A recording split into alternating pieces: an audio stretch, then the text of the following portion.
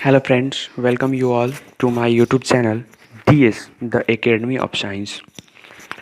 And here we are going to start our syllabus of class 9th by a suitable chapter of chemistry, matter in our surrounding. ये class 9th का first chapter है matter in our surrounding और इससे हम अपने syllabus का शुरुआत कर रहे हैं। तो आज हम अपने चारों तरफ अपने सराउंडिंग में बहुत सारी चीज़ों को देखते हैं।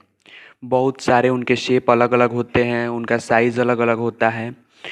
तो जो भी इस यूनिवर्स में चीज़ें हैं वो क्या हैं? मैटर हैं।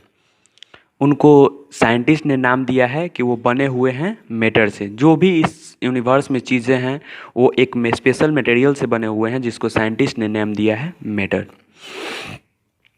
अब मैटर आखिर है क्या? तो anything which occupies space and have some mass is called matter. कोई भी वस्तु अगर स्पेस ऑक्यूपाई कर रही है, उसका कुछ मास है, तो वो मैटर है, then it is called as matter.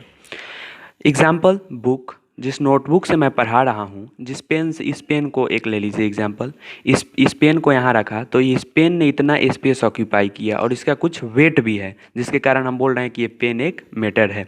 Book, जो नोटबुक मैं रखा हूँ, ये भी एक मैटर है। Bricks, chair etcetera all are matter. Even water, small drop of water is also called a matter.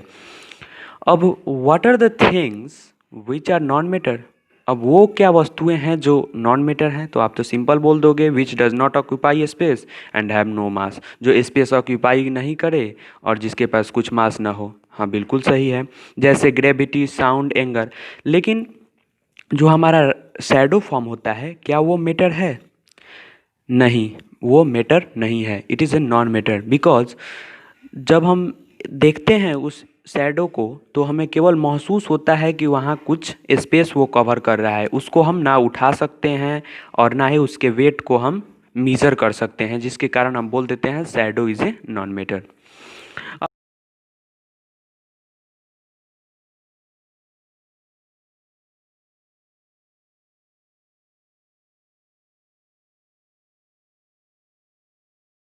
पहले हमारे पूर्वजों ने ये पता लगाने की कोशिश की कि आखिर ये मैटर है क्या।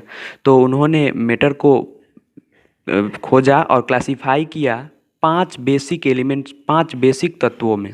पंच तत्व, जिसे उन्होंने पंच तत्व बोला। वो क्या थे? Air, earth, fire, sky and water. ये 5 तत्व थे। और उन्होंने ये भी बताया कि यूनिवर्स में जितनी सारी वस्तुएं हैं वो इन्हीं 5 तत्वों से ही मिलके बनी होंगी और वो जब डिस्ट्रॉय होंगी तो इन्हीं 5 तत्वों में डिस्ट्रॉय होंगी। ये हमारे अर्ली इंडियन फिलोसफर का मानना था। अब मॉडर्न डे में हमारे साइंटिस्ट आए और उन्होंने अपना कुछ अलग क्लासिफिकेशन दिया मैटर का। तो वो क्लासिफिकेशन करते हैं मैटर का 2 बेसिस पे। पहला उनका क्लासिफिकेशन था on the basis of physical properties. Physical properties के बेस पे वो मैटर को क्लासिफाई करते हैं 5 स्टेट्स में। पहला सॉलिड, दूसरा लिक्विड, तीसरा गैस। 9th क्लास में बस यही 3 इम्पॉर्टेंट है। और उसके बाद नेक्स्ट है प्लाज्मा। ये अभी तुरंत डिस्कवर हुआ है, प्लाज्मा और बोस आइंस्टाइन कॉन्डेंसेट्स। तो ये दोनों उतना इम्पॉर्टेंट नहीं है लेकिन फिर भी आपको जानना चाहिए। ये प्लाज्मा 11th में आप इसके बारे में थोड़ा सा पढ़ेंगे।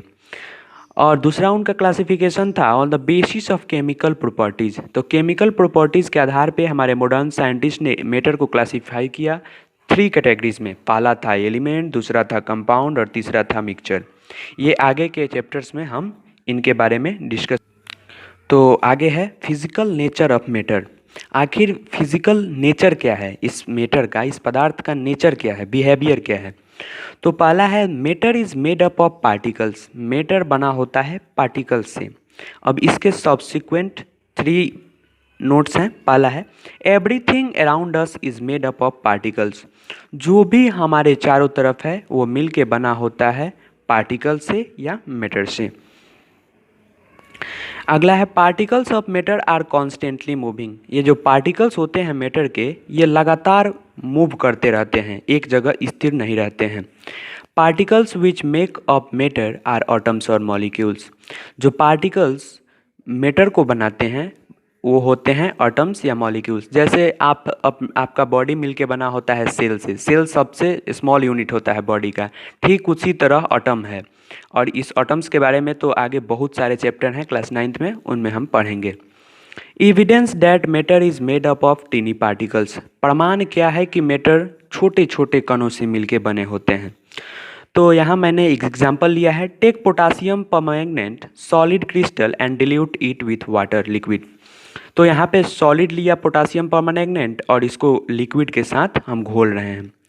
Take the dissolve potassium permanganate and dissolve the solution in other beaker. आप क्या करेंगे, अब इस एक बीकर में इसको पूरा घोल लिया और 5 बीकर रखेंगे, उसमें वाटर थोड़ा थोड़ा रखेंगे। उस पांचों बीकर में जिसमें आपने सॉल्यूशन तैयार किया है, उस सॉल्यूशन को लेके थोड़ा थोड़ा पांचों बीकर में डालेंगे। अब आप अपने अनुभव क्या करेंगे, by doing this simultaneously you will observe that there are millions of tiny particles in one crystal of camphor potassium permanganate.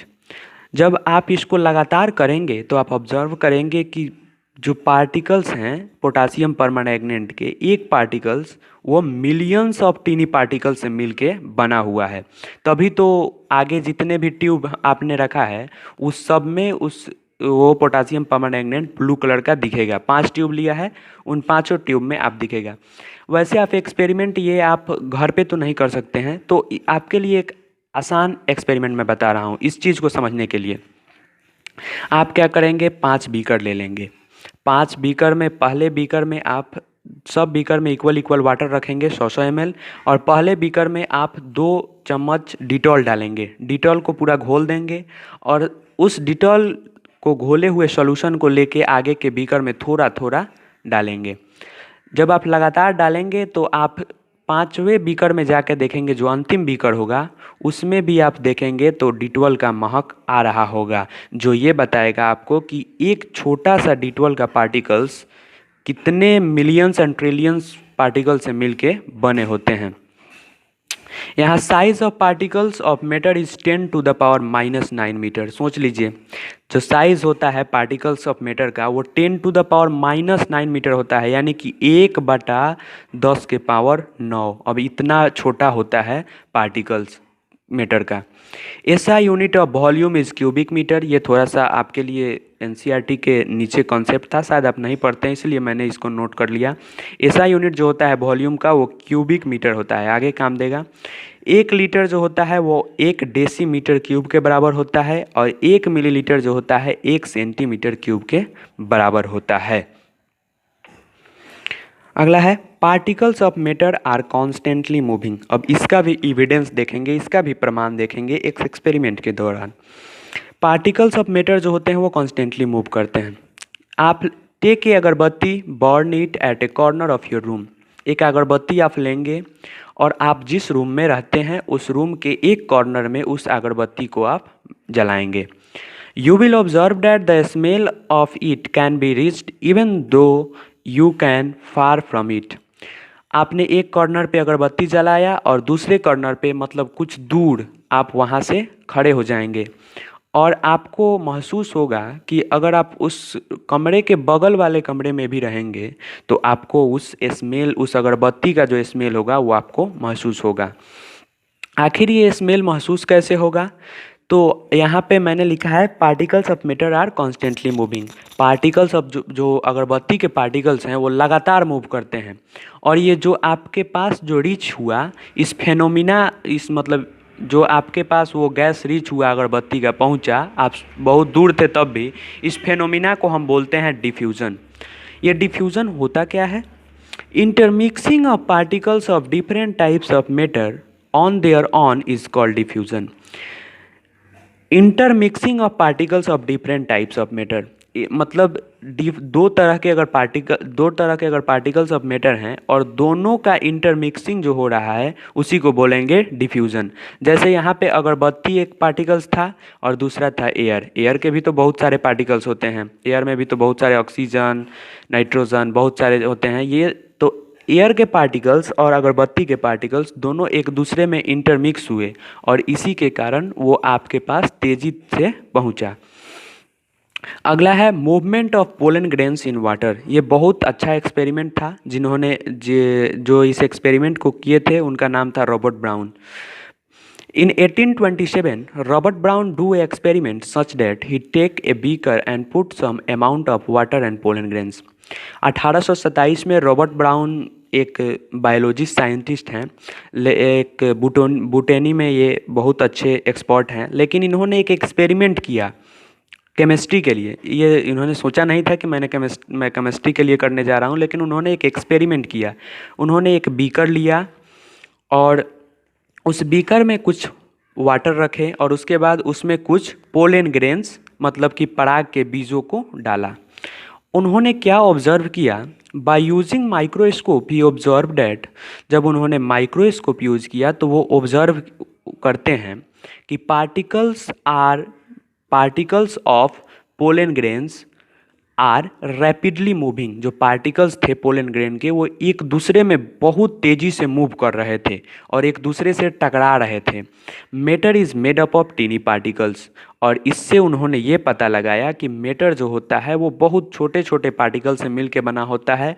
और जो पार्टिकल्स ऑफ मैटर होते हैं इनके एक्सपेरिमेंट से ही क्लियर हुआ था कि लगातार मूव करते रहते हैं। ये पोलन ग्रेन का एक्सपेरिमेंट जो सर रॉबर्ट ब्राउन ने किया था इनके एक्सपेरिमेंट से।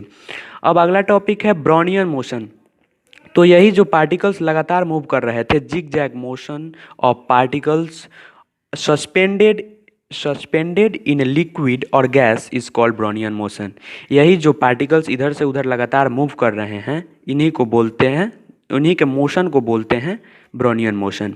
It was firstly observe by Robert brown in his experiment, और ये मोशन सबसे पहले सर रॉबर्ट ब्राउन के द्वारा ही ऑब्जर्व किया गया था। Note, Brownian motion is only observe in liquid और गैसेस। ब्राउनियन मोशन केवल आप लिक्विड में ही ऑब्जर्व करेंगे या गैसेस में। Thank you and please like, share and subscribe. Thank you.